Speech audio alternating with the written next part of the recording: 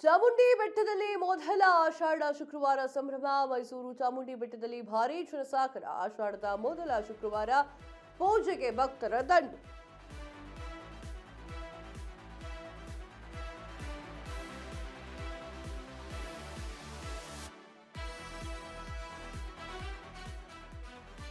ಚಾಮುಂಡಿ ಬೆಟ್ಟದಲ್ಲಿ ಮೊದಲ ಆಷಾಢ ಶುಕ್ರವಾರ ಸಂಭ್ರಮ. ಮೈಸೂರು ಚಾಮುಂಡಿ ಬೆಟ್ಟದಲ್ಲಿ ಭಾರೀ ಜನಸಾಗರ. ಆಷಾಢದ ಮೊದಲ ಶುಕ್ರವಾರ ಪೂಜೆಗೆ ಭಕ್ತರ ದಂಡು. ಚಾಮುಂಡಿ ತಾಯಿಗೆ ಬೆಳಿಗ್ಗೆ 3:30ಕ್ಕೆ ವಿಶೇಷ ಪೂಜೆ. ನಾಡದೇವತೆಗೆ ಹಸಿರು ಸೀರೆ, ನಾಗಶೇಷ ಅಲಂಕಾರ. ಬೆಳಿಗ್ಗೆ 5:30ರಿಂದಲೇ ದೇವಿಯ ದರ್ಶನಕ್ಕೆ ಭಕ್ತರಿಗೆ ಅವಕಾಶ. ಕಿಲೋಮೀಟರ್ ಗಟ್ಟಲೆ ಕ್ಯೂ ನಿಂತಿದ್ದಂತಹ ಭಕ್ತರು ಚಾಮುಂಡಿ ಬೆಟ್ಟಕ್ಕೆ ಖಾಸಗಿ ವಾಹನಗಳಿಗೆ ನಿಷೇಧ ಹೇರಲಾಗಿದೆ. ಸರ್ಕಾರಿ ಬಸ್ ವ್ಯವಸ್ಥೆಯನ್ನು ಮಾಡಿರುವಂತಹ ಕೆಎಸ್ಆರ್ಟಿಸಿ ಭಕ್ತರಿಗೆ ಕುಂಕುಮ ಪ್ರಸಾದ, ಅನ್ನದಾಸೋಹ ವ್ಯವಸ್ಥೆಯನ್ನು ಮಾಡಲಾಗ್ತಾ ಇದೆ. ಚೆನ್ನಾಗಿದೆ ರೀ ಇದು. ಚಾಮುಂಡೇಶ್ವರಿ ಬೆಟ್ಟಕ್ಕೆ ಹೋಗುವಂತಹ ಸಾಕಷ್ಟು